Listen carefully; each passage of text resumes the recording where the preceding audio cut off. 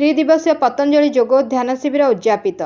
राधाकृष्ण योगशाला और लिंगराज विहार welfare association सहयोग में भुवनेश्वर लिंगराज विहार दुर्गा मंडप पड़िया एक त्रिदिवसीय पतंजलि जोग और ध्यान शिविर आयोजित हो जाइछि।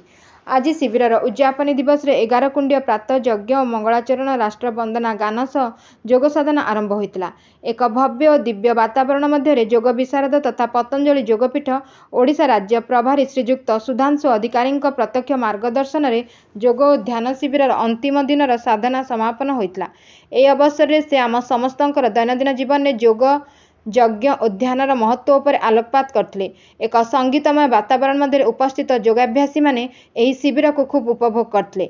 मामी ममता महांती, मधुस्मिता सेठी और नमिता मिश्र मंच पर गीतापाठ करथिले। पतंजलि योगपीठ हरिद्वार आनुकूल्य आयोजित होइतिबा एही त्रिदिवसीय योग शिविर में 500 ऊर्ध्व योगाभ्यासी जोग देइथिले। राधाकृष्ण योग केन्द्र परिचालिका श्रीमती मामी ममता महांती, सुजाता राव, विजयलक्ष्मी बेहरा और अन्य सहयोगी भौणी माने शिविर समस्त आयोजन में सहभागी होइतिले।